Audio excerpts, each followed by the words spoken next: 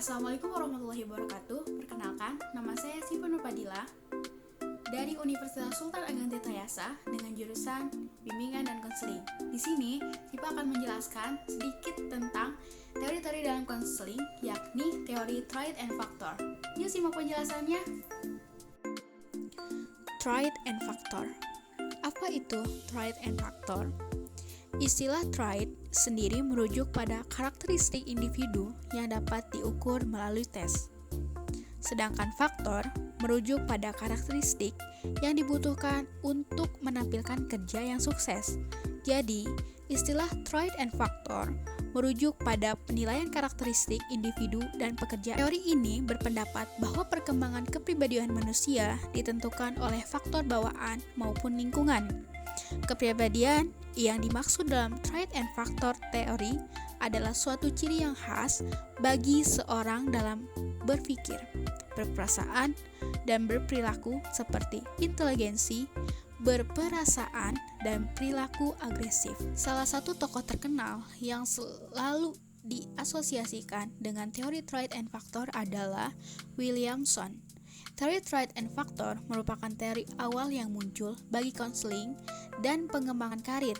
Pendekatan ini menilai sifat atau watak individu lewat ukuran-ukuran objektif, lalu menyesuaikan dengan yang biasanya dibutuhkan bagi performa yang sukses dalam wilayah karir tertentu. Situasi ini akan membantu konselor dalam kemampuannya menyediakan bantuan objektif bagi klien yang mencari arah pengembangan karir dan pengambilan keputusan. Menurut Williamson, konseling adalah untuk membantu perkembangan kesempurnaan bagi aspek kehidupan manusia, serta tugas konseling Triad and Factor adalah membantu individu dalam memperoleh kemajuan, memahami dan mengolah diri dengan cara membantu menilai kekuatan dan kelemahan diri dalam kegiatan dengan perubahan kemajuan, tujuan-tujuan hidup dan karir.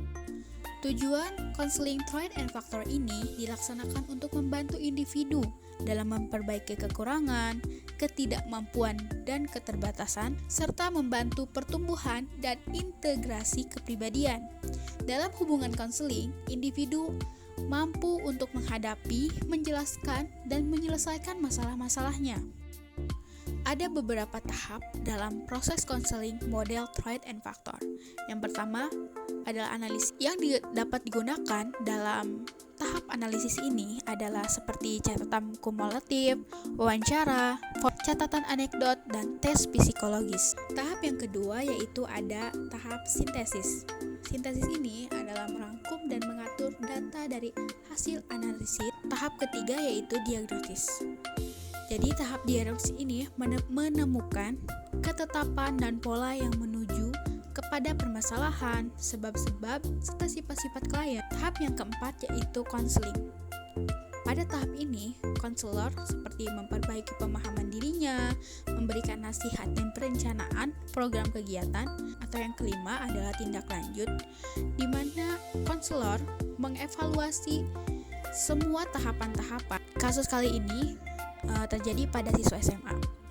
Peserta didik SMA kelas 12 jurusan IPA di sebuah sekolah belum menemukan atau menetapkan pilihan jurusan serta belum mengetahui rencana kuliah mau kemana dan mau bagaimana, di mana ketetapan kuliah ini guna untuk prospek karir di masa depannya, di mana yang kita ketahui bahwa pilihan jurusan merupakan penentuan dalam pengambilan keputusan sebagai suatu proses di mana seorang memutuskan pilihannya berdasarkan kemampuan dan kualifikasi peserta didik itu sendiri, sesuai karakteristik masing-masing jurusan, minat, bakat, serta mengetahui rencana kuliah.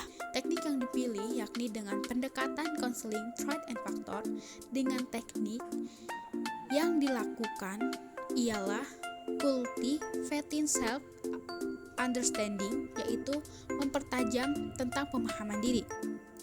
Dan metode yang digunakan dapat juga dengan menggunakan metode penelitian kuantitatif dengan jenis penelitian eksperimen.